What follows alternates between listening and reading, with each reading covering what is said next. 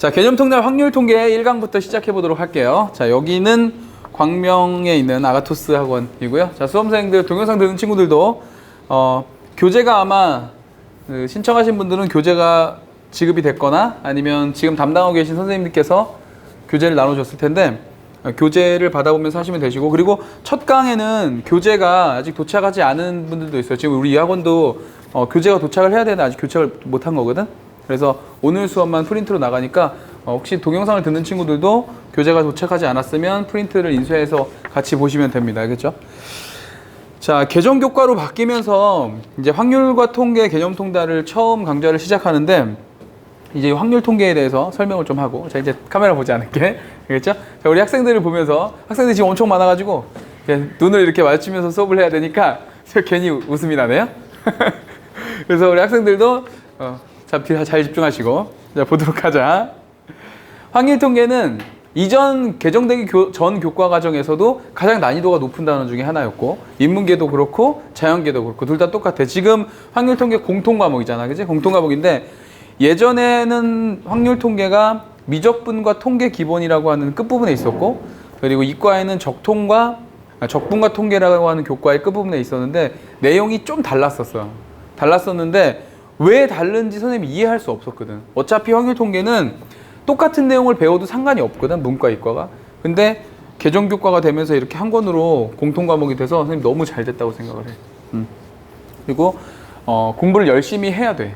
어려운 단원이고, 이과 학생들, 지금 우리 문과 학생들이 주로 여기선 수업을 듣지만 이과 학생들의 경우에서도 전체 교과 중에 나중에 이제 수능 입장에서 고3을 가면 가장 어려운 문제 중에 한 문제는 여기에서 아마 나오게 될 겁니다. 그래서 천천히 공부를 하고, 깨알 자랑을 좀 하자면 그 수학 선생님은 왜 국어 선생님도 그렇거든. 우리 인강 같은 거 보면 어떤 국어 선생님 다 똑같은 국어 선생님인데 어떤 분은 문학이 더 유명하고 어떤 분은 비문학이 더 유명하고 막 이래. 수학도 마찬가지. 그러니까 영어도 마찬가지예요. 어떤 분은 뭐 리스닝을 잘 하시는 선생님이 있고, 어떤 분은 뭐 독해를 더 잘 가르치는 선생님, 어떤 분은 문법을 더 잘 가르치는 선생님, 이렇게 좀 선생님들마다 달라. 수학도 그렇거든. 근데 이 확률과 통계 파트 쪽이 선생님 강한 파트. 그래서 선생님들끼리 스터디를 할 때도 선생님한테 많이 물어보고, 그리고 우리 많은 선생님들이 지금 우리 찍고 있는 선생님 동영상을 보고 수업 준비를 하시기도 하고 그러거든. 그래서 확률 통계는 어려운 단원이지만 선생님 개인적으로는 제일 자신 있는 교과이기 때문에 잘 설명해 줄 수 있다. 알겠죠? 네, 시작해 보도록 할게요. 자, 첫 번째 포인트부터 가자. 이게 촬영을 항상 하면 항상 약간은 어색하고, 그지? 약간은 좀 경직된 수업을 하게 되고, 선생님 원래 수업 시간에 굉장히 욕도 많이 하고, 그리고 존댓말 같은 거 원래 안 하잖아. 근데 촬영을 하면 자꾸 뭐 아시겠습니까? 이런 어설픈 존댓말을 자꾸 하는데 그러려니 하세요. 이게 좀 진행돼. 1강 할 때 항상 좀 어색하고 갈수록 좀 빨라지니까. 자, 1번의 포인트에 뭐라고 되어 있지? 경우의 수 기본기라고 되어 있죠. 네, 경우의 수 기본기부터 가보도록 한다.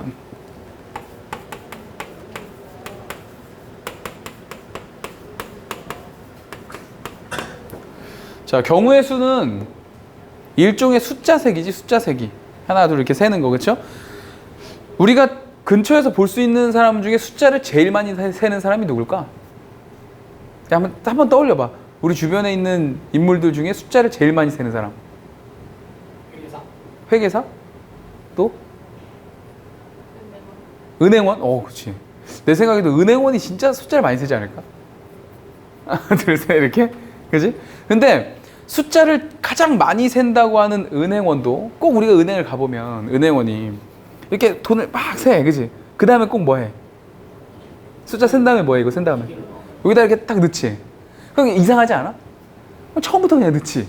굳이 이걸 왜 세는지, 그지? 이거 볼 때마다 왜 저렇게 효율적이지 못하게 일을 할까? 물론 지금 이 수업을 듣고 있는 학생 중에 어머니나 아버지가 은행원이시라면 죄송합니다.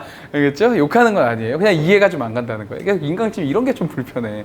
막 욕하고 싶을 때 욕하는 건 아니야. 알겠지? 이걸 꼭 세고 한번 이렇게 한단 말이야. 그지? 자, 거기서 보다시피 우리 인근에서 숫자를 가장 많이 센다고 하는 은행원도 본인이 세는 거에 확실하지 않으니까 기계를 한번 이용한다고. 그만큼 숫자 세기는 어려운 거야, 원래. 원래 숫자 세기 자체가 어려운 건데 숫자 세기는 두 가지 때문에 어려운 거지. 두 가지 때문에. 첫 번째는 뭐가 없어야 돼? 중복이 없이 숫자를 세야 돼, 그지?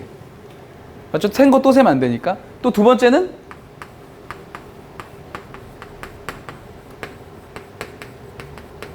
빠짐없이 세야 되겠지. 그죠? 숫자를 세는데 중복이 없어야 되고 빠트림이 없어야 되거든. 그럼 어떻게 하면 중복 없고 빠짐없이 숫자를 셀 수 있느냐가 우리가 공부를 해야 되는 방향성이겠지. 그죠? 그 포인트는 몇 가지 예를 들어보면서 하겠습니다. 자, 현지? 아, 이름을. 이 친구는 현지라는 학생입니다. 네. 아, 지금 얼굴은 잘 안 나오니까 일어나서 인사까지는 좀 그렇고. 네. 목소리를 들어보시고 마음에 드는 학생은 카톡을 저한테 주시면 번호를 알려드리도록. 자, 예를 들어볼게. 현지야, 친구 몇 명이야? 예? 라고 대답했어요. 예? 예? 그치? 친구 몇 명이에요? 물어보면 친구가 나는 몇 명이다 라고 말할 수 있는 사람은 없어. 이유는 친구가 없기 때문이지.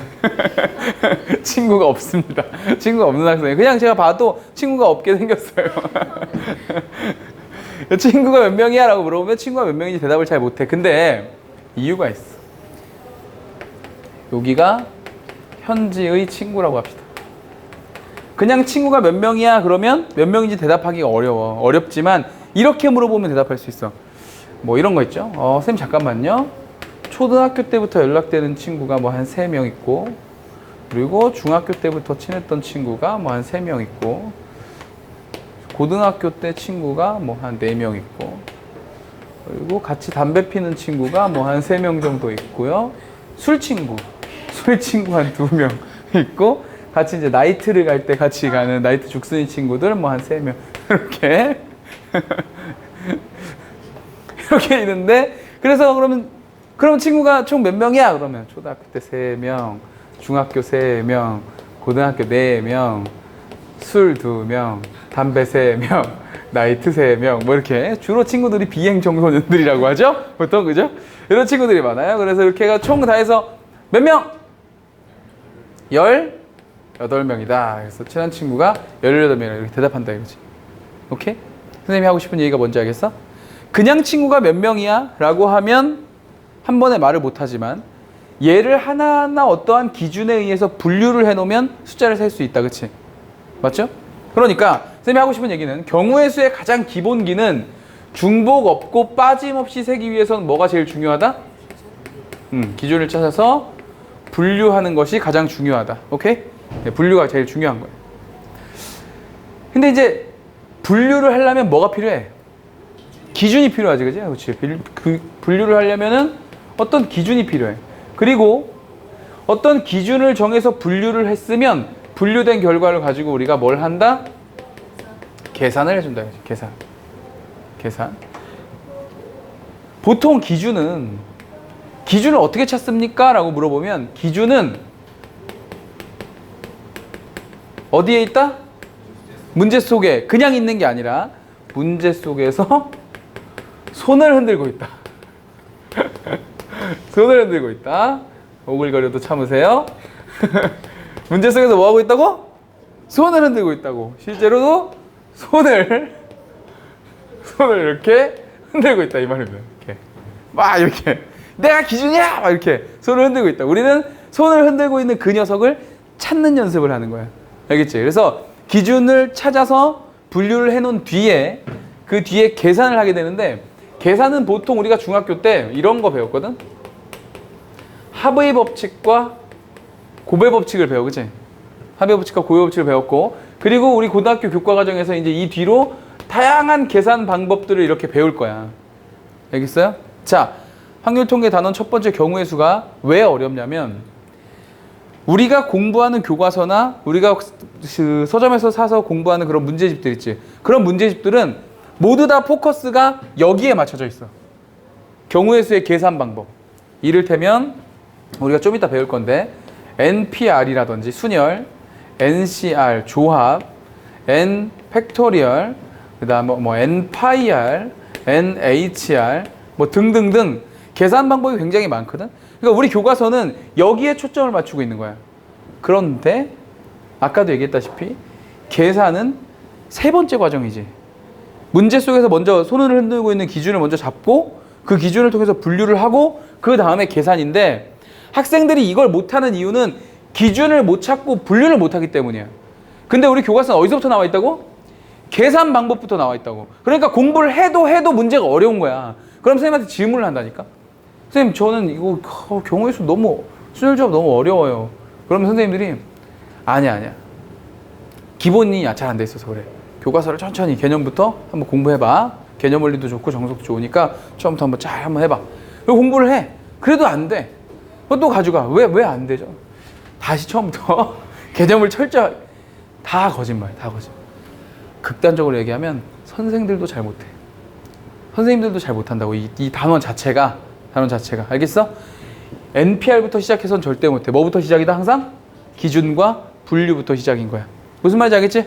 자, 정리합니다. 경우의 수의 기본은 뭐라고요? 분류라고. 분류를 하기 위해서 뭐가 필요하고? 기준을 잡는 게 필요하고, 기준을 잡아서 분류했으면 뭐 한다? 계산을 한다. 요 라인대로 지금부터 공부를 해볼 거라 이 말이야. 알겠죠? 자, 그러면 우리가 이 분류를 지금 처음 배우느냐? 아니야. 배웠었어. 중학교 때. 가장 분류를 잘하는 방법이 수형도 아십니까? 수형도 몰라? 수형도? 우리 왜 이런 거 있었잖아. 왜 A, B, C, D가 A, B, C, D에게 1, 2, 3, 4를 나눠준다. 막 이런 거 있을 때 A에 올 수 있는 게 1, 2, 3, 4가 올 수 있고 또 여기는 2, 3, 4가 올 수 있고 이런 거 있잖아요. 이런 걸 수형도라 그러잖아요. 그지? 이 수형도 자체, 예전에 우리가 배웠던 수형도 자체가 뭐야? 바로 분류하는 거야. 하나하나. 그죠? 그러니까 배우긴 배웠었다고. 이제 그거를 국과 과정에 맞게 문제에 어떻게 활용하는지를 지금부터 보도록 할 거야. 알겠죠? 네, 그만큼을 필기하세요.